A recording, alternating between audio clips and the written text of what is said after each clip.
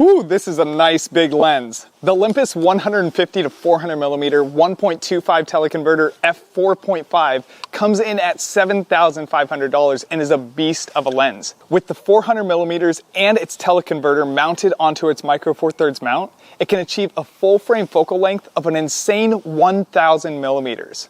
Personally, this is the tightest focal range I have ever tested, but when you have a lens priced at $7,500, it begs the question, is it truly worth it? Huge thanks to OM Systems for sending me over the gear to try out for a month, and as usual, I wasn't paid by them for this review. They have no say in how it turns out, and I'm returning the gear after my loaner period. So, starting with the autofocus on this lens, it seemed to be as good as I would expect. Out of all the super telephoto zoom lenses that I've used, it seemed to have some of the fastest possibly in its response. However, to be honest, this is not a very technical observation, as most all lenses are so fast at focusing now that it feels like I'm nitpicking the results. Long story short, this lens definitely didn't struggle with autofocus speed or accuracy due to the lens itself. Let's talk about something a little more interesting though, the IQ. For a $7,500 lens, I had very high expectations on how the images would turn out. However, I found myself a little bit disappointed. This lens wasn't bad in its image quality, but it definitely wasn't the best either. Compared to the Olympus 300mm f4 Pro that I tested out and released my review of on the other day, that lens was definitely sharper than this one, and there was a noticeable difference in sharpness when comparing the two lenses. You could also see a little bit of fringing in the images shot with this lens. It wasn't horrible, but it was present if you look really into the details on it or in a high contrast shot. The built-in 1.25 teleconverter didn't seem to have a big impact on sharpness, and I can't give a fair judgment on that due to the fact that all the images I shot with this lens just wound up looking a little soft when I would inspect them in the details in post-production. Because of that, the images on the 1.25 turned on looked slightly soft too, but not much more noticeable than any others, leaving me to an inaccurate conclusion. Let me give a short summary here of the IQ. The glass quality on this lens was good, but not stunning, and at over $7,000, I just would expect a lot more out of a lens. On a good note, however, the image stabilization is phenomenal. This lens contains up to 6 stops of image stabilization, and when combined with the OM1, you receive up to 8 stops of image stabilization in sync. This is amazing, and by the numbers, some of the best I've ever tested. But forgetting about the numbers for a second, as I mentioned in my review of the OM1 about a week ago, something about the image stabilization algorithm for OM Systems is just really well done, and I've never seen anything like it.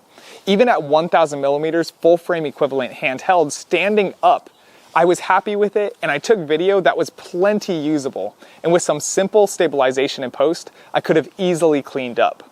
I've never used image stabilization as good as this lens and the OM1 combined, and hands down, this was the most amazing part of my experience with the OM1 and OM Systems in general throughout the past weeks. If you can make use of the image stabilization for photography or videography, this is a huge pull in my perspective towards OM Systems and specifically this lens. One of the most interesting features about this lens though is the built-in teleconverter. I won't mention the IQ since we already talked about that earlier, but I did want to also mention here that I love how they implemented it. There's a switch located right at the base of this lens that is super easy just to flick on and off with a finger, making it for nearly instantaneous zoom in and out whenever you need it. I think the way that they implemented this was ideal, and I love their decision on it, as you can do this simply really quickly when you're out in the field. When it comes to the build quality on this lens, I was happy with the way that it was built. I have to say, it does feel a little plastic-like, and I'm not super fond of that. However, I understand since their target audience as OM Systems truly is the consumer looking for a lightweight system, it makes sense. I think that if they would have built it to feel really solid, it probably would have wound up being much heavier, and the size is ever so slightly bigger than my Sigma 150-600mm Sport full frame that I use. Yet it's actually half a pound lighter. So I think that this can give you a little bit of context to the feel in terms of the size and the weight.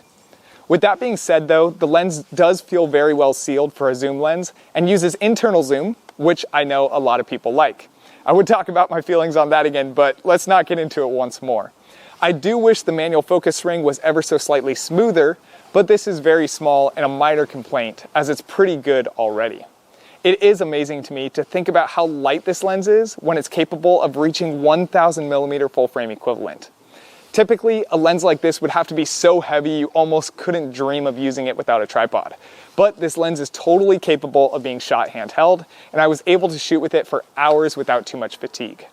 Oh, and one more thing I forgot to mention. I love the deep lens foot that they included on this in combination with the grip pad on it. I wish more lens foots would have this deep of a grip, as it makes me feel so much more secure carrying it around. So who is this lens for? Well, it makes me sad to say this, but I just didn't feel like it was quite worth $7,500. In my opinion, to pay $7,500 for an f4.5 stop lens, which when converted to full frame winds up being a 9.0 f-stop, is pretty crazy and just simply not for me.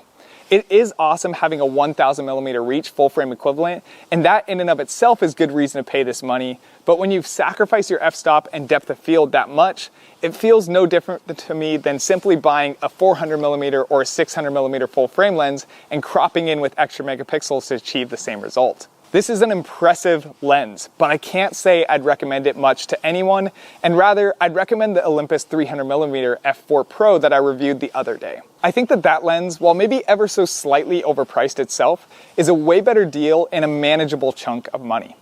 Unless money really isn't an obstacle for you, I wouldn't recommend buying this lens. But if money isn't a problem and you want a light lens and getting 1000mm full frame equivalent reach, then sure, this lens is great in that case. To summarize, this lens isn't bad. It has decent glass quality, great features, and build.